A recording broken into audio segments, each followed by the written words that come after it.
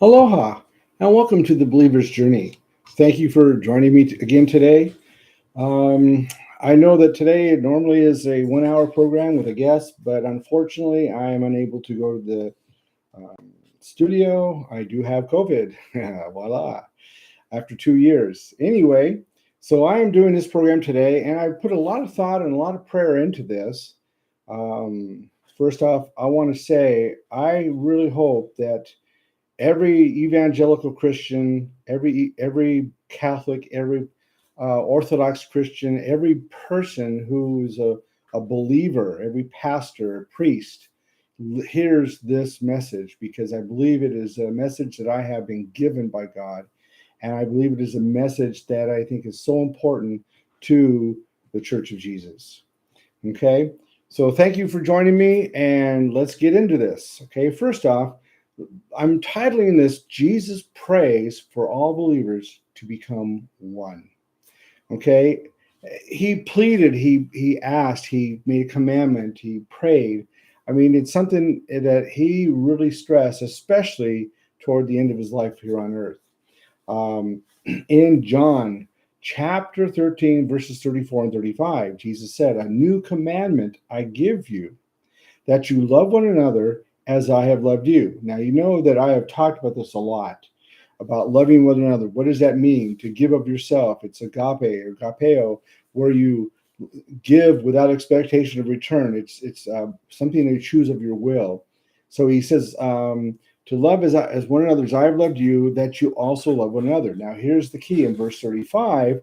He says, "By this all will know that you are my disciples if you love for one another." See, this is a key. All will know, the world will know that you are my disciples. I think this is where Jesus is coming from right now. And for years and years and years, at least in my lifetime, you've had a divided church. You've had divided people. You have people who don't know if one is a Christian or not a Christian. You have people, you walk into church, you don't fit what you look like. You can't sit in my pew. Or, hey, I'm saving this, or please leave our church. You have a divided church. Oh, you don't believe what I believe, therefore you're not a real believer. You're not a Christian. You're really going to hell because you don't believe what I believe. You don't believe this theology. And we have a divided church. And I imagine this has happened for a millennia. I mean, really. And Jesus stressed at the end of his life how much he wanted to have his church be one. Jesus continued that same message in John chapter 15. He says, "Love one another as I have loved you." He continues that. He says it twice now, the same commandment. So what happens is that's significant is in chapter 17, Jesus prays to the Father. Okay. And and it's the entire chapter that he's praying. He prays for himself, he prays for the disciples, he prays for those after in the rest of the world, which is us. And I want to give you a glimpse of just verses 20 through 23, what Jesus says. And this is very important, okay?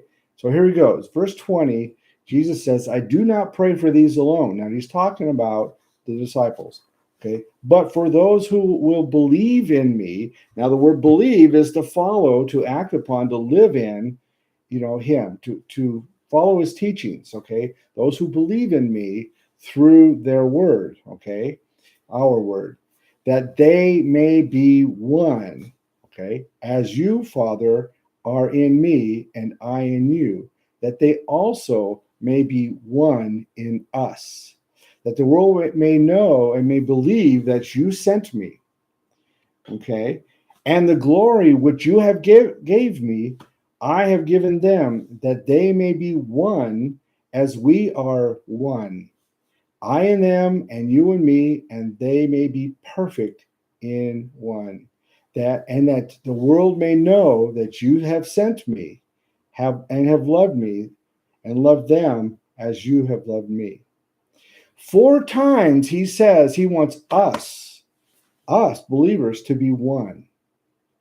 Okay, that seems to be really important. He repeats himself over and over and over again. Okay, so So now I want to get into how is it that we need to become one as Jesus pleaded for us to be one. Okay. Well, first off, it's not by talking about different theologies and different denominations. That's just, and there are different belief systems. For example, to lose or not to lose your salvation, whether you're keeping the Sabbath or the law or not, how to baptize or the meaning of communion or the old or new covenant, the end times, like tribulation, the rapture, heaven or hell. All these things are, what different denominations are believe, and they also set a precedent whether you're a believer or not based on these theologies. Okay, but these are not the issue. These are not the issue that we're talking about today. Okay, or what Jesus is talking about. It's not what any believer actually should be arguing over to accept one as a true believer. Okay, to make the church one. Now, I'll admit that they have their place, those areas in those denominations. However, these theologies are diverse, and they have divided, and they continue dividing the Church of Jesus. Okay? So, as a believer, we are commanded to keep the commandments of Jesus. Now, I know a lot of people think that Jesus didn't give commandments, or commandments are taboo, or those things were all Old Testament, but that's just not true, okay? And we need to understand that. So when we look at this, I want to see where this all stands. Where can we put it? How does it fit in our life? So first off and foremost, we need to be holy. Now, I know that's a commandment of God in the Old Testament. We find that in Leviticus, in several places. We find it in Deuteronomy. We find it in Exodus. Okay, but we also find it in First Peter. First Peter says we need to be holy as God is holy. Okay, so this is a commandment. But I believe all things that we pursue, all things that we do, need to come under the heading of holy, because this is what makes our pursuit of Christianity, a pursuit of becoming like Jesus, right, is because everything fits in holiness, because holiness makes it perfect. So these are the commandments, okay? First off, Jesus repeated the commandment to love God with all your being and your neighbor as yourself. Are we doing that? Do you love your neighbor? And do you love God with all of your being, every part of you? Second thing, he said to forgive one another. After what we call the disciple or the Lord's Prayer, I think it's more like the disciples' prayer. But after this, Jesus says that we need to forgive one another. And he goes on to say, if you don't forgive another person, if you don't forgive, then the Father in heaven will not forgive you. So this is a commandment to forgive one another. Okay. Third thing, love other believers as Jesus loved the disciples. Remember, I just read that. To love one another as I have loved you. Now, how did Jesus love them? I've gone over this in my teachings. He loved them by spending time with them, by feeding them, by healing them, by praying for them.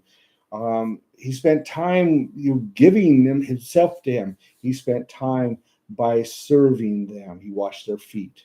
Okay, these are the ways Jesus loved the disciples, and this is what the way Jesus says we need to love one another. Are we doing this? And lastly, we need to lay down our lives for the brethren. Jesus said he lays down his life for his friends.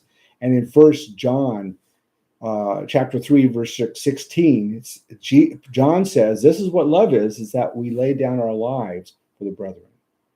So this is what love is. This is what we need to do. These are the commandments of Jesus. Are we following them? Jesus said something very significant in chapter 15, in verse 14. He says, you are my friends if you do whatever I command. So everybody here who thinks that they're a friend of Jesus, who wants to live in sin, thinks they're a friend of Jesus because they don't want to follow, the church and the things of the church, but they want to say they love Jesus, but they don't want to follow his commandments. This says here, if you follow my commandments, you're my friends. So, I mean, right here is a big situation. We need to really settle that in our own hearts.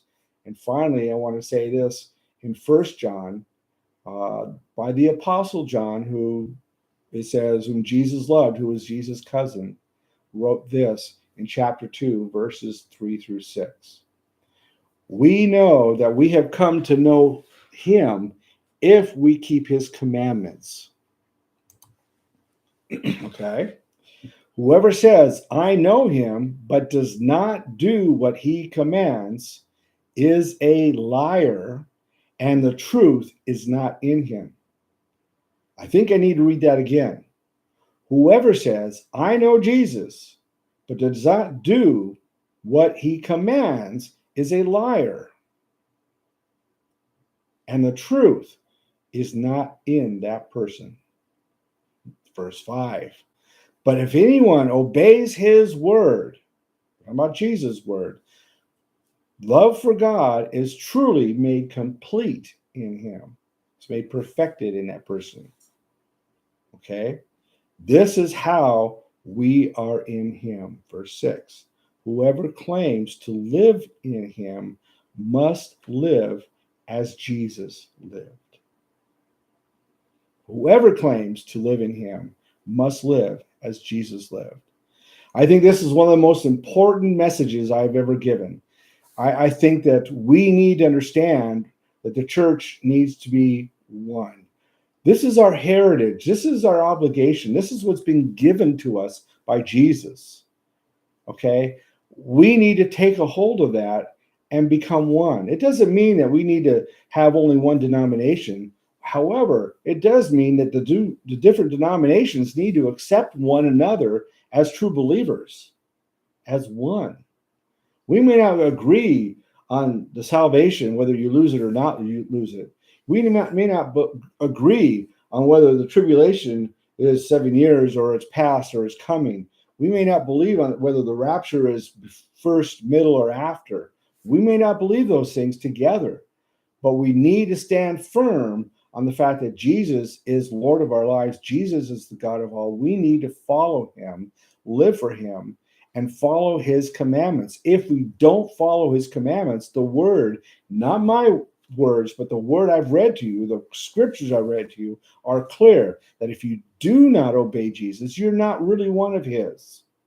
It's black and white in this scripture and in the other scriptures I've read. Okay? So I really believe it's important that if you want to really understand that you're a true believer, then we need to all work together to become one in the church of Jesus. Okay? We need to lift that up. We need to love one another as Jesus has loved us, and we need to obey his commands. It is so important. It is what Jesus said. It is what John has said, is what Paul has said. It is over and over in the scriptures. It talks about this. And I think if we disregard this, then as John says, if you don't live as Jesus lived, then, you're not part of him. Or if you don't obey his commands, then you're a liar and the truth's not in you. So if you think you're playing the game, or you know that you're playing the game, then you need to think twice, because you may wake up one day not going to the place you want to go to. Think about that. So let's live together, love together, obey Jesus' commands, and become one together. No matter what denomination you're in, no matter what country you live in, no matter what city or state you live in, what province you live in, we need to do this. And it's important to follow the commandments in the word of Jesus. It's so important. He is our Lord. That means he is our master. That means we follow him. We follow his teachings. The word believe is to follow, is to act. So if you believe, it means you're acting on, you're following his teachings. If you're not following his teachings, you're not truly believing. Okay? So thank you for joining me today. Please take this to heart, pass this message around, and I love you guys, and we'll talk to you soon. Aloha.